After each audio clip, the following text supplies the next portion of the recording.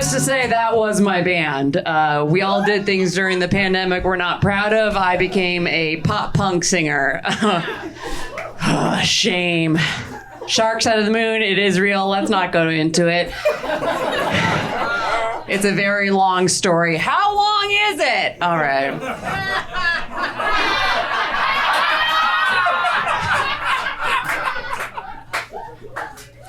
Boy, my name is Maxi Witrak. I'm here auditioning for the role of female stand-up comedian.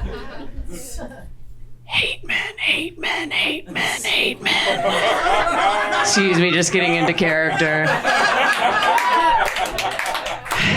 I did move to LA to become an actor, and so far making it in LA has not been quite what was promised to me. I feel like there's a ton of people doing TikTok dances in some potato factory in Idaho trying to get to LA because they think that's how they'll get famous. Making it in LA is not just getting to LA, I found out. I've recently realized making it in LA is a little bit more like getting the golden ticket to Willy Wonka's factory. There's still a lot that has to happen after that. I finally settled with myself. The only way I'm gonna make it in LA is if some weird old guy takes a shine to me. And the rest of my competition mysteriously disappears. I wanted to share with you guys, thank you. Thanks, I've been Maxi Witrak.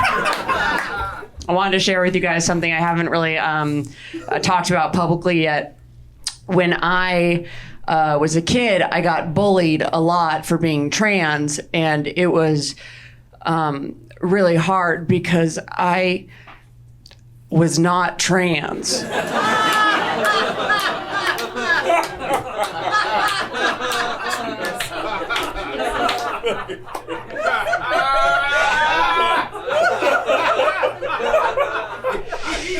Because of my voice and because my parents dressed me in my older brother's hand-me-downs, girls would corner me in the bathroom and go, "Maxie's a man! Maxie's a man!"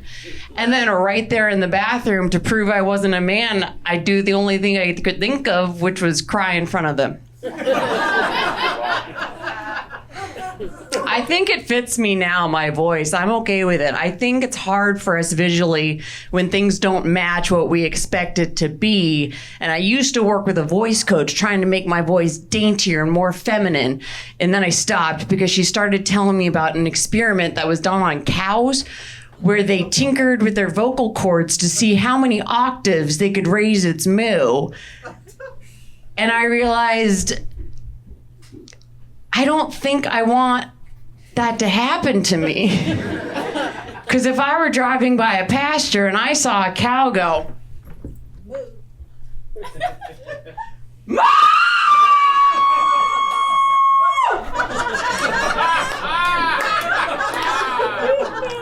I'd be like, pretty shrill. Don't let that run for office. I'm a lot more comfortable with my voice now. I own it. I love it because no one is ever going to accuse me of sounding hysterical. Other girls freak out. They're like, "Oh my God." I freak out. I'm like, "Oh my God." They're like, "She's got this. It's fine." It's probably my fault. I'm not one of those girls who's super vocal about her vagina. I'm not one of those girls who's my pussy this, my pussy that. You've heard them all over Instagram, TikTok, those girls in their 20s. My pussy is a goddess. Really? A goddess? I think that's sweet. I remember the days when I had that much confidence in mine. But I still wouldn't think of it as a goddess. Maybe a little more like an air fryer. At first I was like, I'm gonna use this all the time.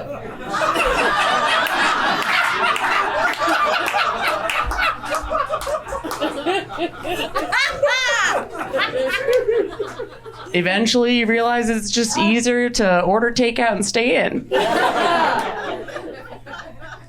I hate the things girls are doing with their vaginas. They're getting a little too confident in them. On TikTok, there's a trend called vabbing. Don't take a picture of this, where girls are taking themselves, thank you, see why? And dabbing it on like perfume. What? I know. My friend Rachel was like, ew, gross. Who wants to smell like a dead, rotten, smelly fish? I was like, you should get that checked out, Rach.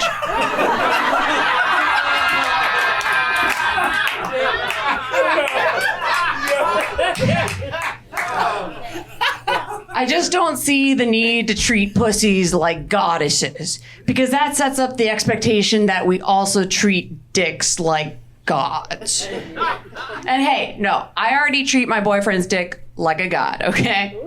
I ignore it except for major holidays.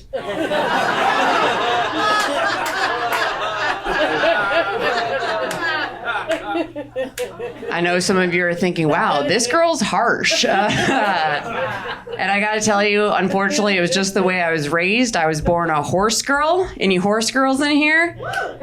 Yeah. We were just trained to know if he doesn't perform, you put him down. I got bullied a lot also for being a horse girl growing up. I'd come home from school crying because I'd been called the rich horse bitch. I'd be like, my mom's like, hey, honey, they're just jealous. I'm like, the teachers are jealous? And only now, look, if you weren't the weird horse girl, or if you didn't know the weird horse girl, you were the weird horse girl. They're everywhere, right? I only just realized why we were so weird, though. Because our love for horses isn't like your love for a dog or love for a cat. We have so much pride in our love for horses. You might as well add it to the rainbow. LGBTQIA horse. A horse. Just a horse, full stop. Some of you guys aren't vibing on the horse stuff. Did you not know the weird horse girl? Everyone knows a weird horse girl. I still remember my dad got me into horses to keep me out of trouble with boys. And I got to hand to him, one rumor about me making out with my horse, they stopped asking me out completely. No problem at all. Any dads in the audience? Yeah, just to tell you, if you can't afford a horse, it's very affordable to just start the rumor. Works just as well.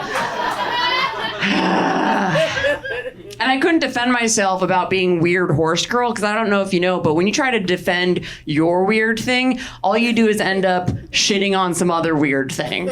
It's like people who are like, oh no, I'm just a vegetarian. I'm not like one of those vegans.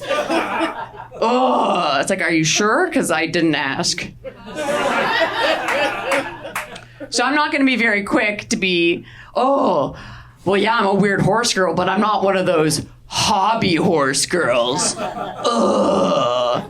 Do you guys know what hobby horsing is? It's where girls ride the stick horses around like they're on a real horse. Nerds!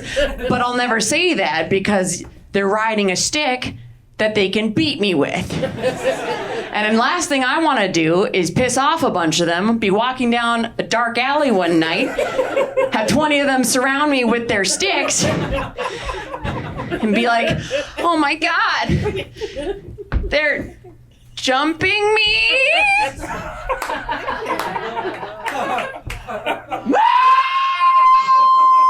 Woo!